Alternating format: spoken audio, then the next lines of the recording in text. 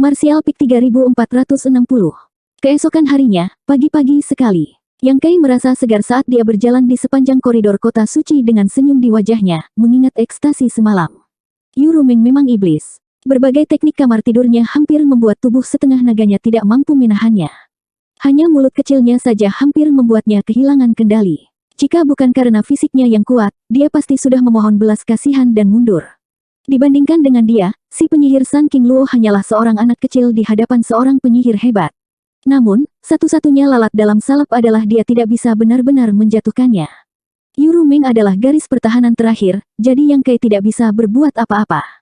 Menurut Yu Rumeng, bukan karena dia tidak mau. Namun, sebagai orang suci iblis, kekuatan Qi dan Yin sangat besar. Yang Kai masih belum beruntung untuk menikmatinya. Jika mereka benar-benar mencapai tahap itu mungkin merusak fondasi Yang Kai. Dia hanya menginstruksikan dia untuk bekerja keras untuk meningkatkan kultivasinya.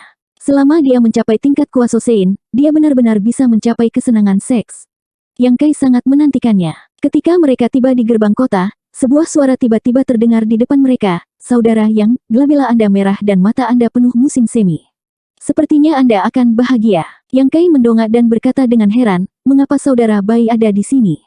Orang di depan mereka adalah Bai Zuo, yang baru saja mereka temui kemarin. Dan menatapnya.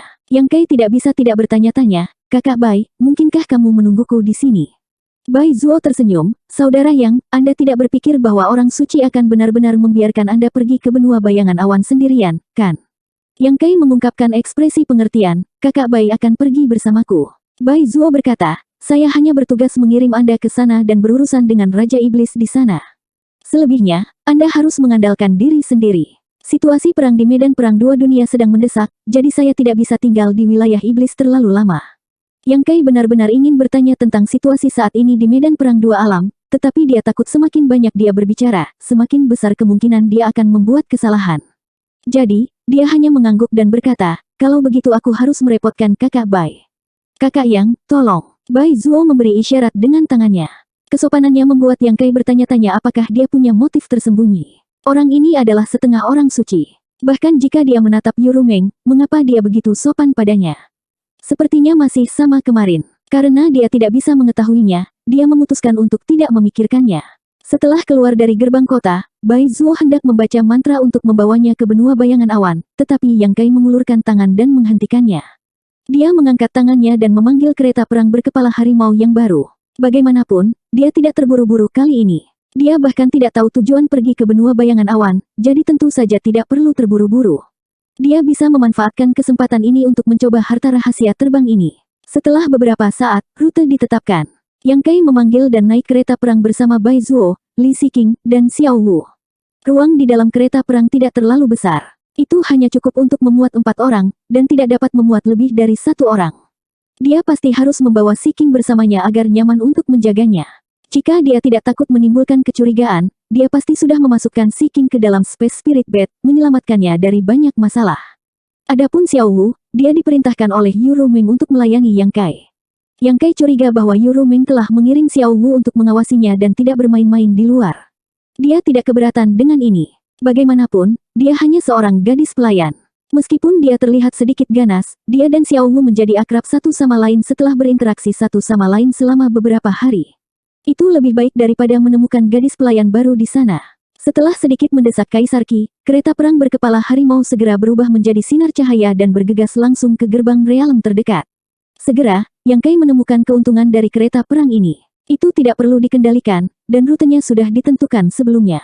Selama ada kekuatan yang cukup, kereta perang berkepala harimau akan terbang sampai ke tujuannya. Meskipun kecepatannya tidak secepat Bai Zuo, itu pasti tidak lambat. Kekuatan yang menggerakkan kereta perang bisa jadi Kaisar Qi, Iblis Qi, atau bisa juga kristal iblis yang sudah terpasang sebelumnya. Yang Kai mengutak-atik kereta perang dengan penuh minat untuk sementara waktu sebelum menjadi tenang.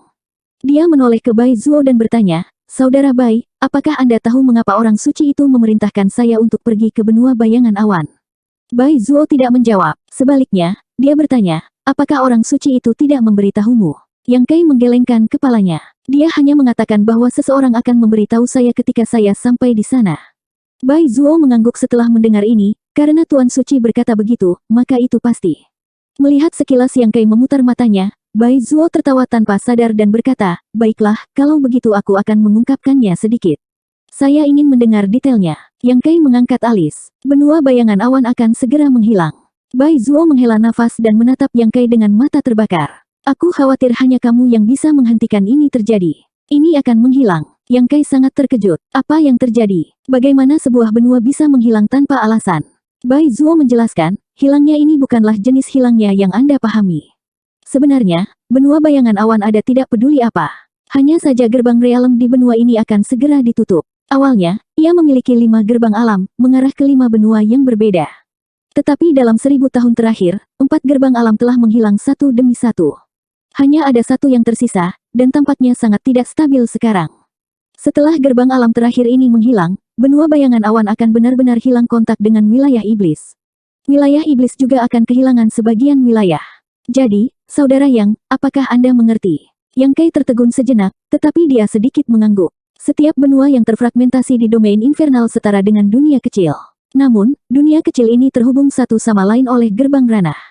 Mereka dapat berkomunikasi satu sama lain dan tidak mandiri. Namun, jika gerbang ranah dari salah satu benua yang terfragmentasi menghilang, itu setara dengan memutuskan kemungkinan komunikasi dengan dunia luar.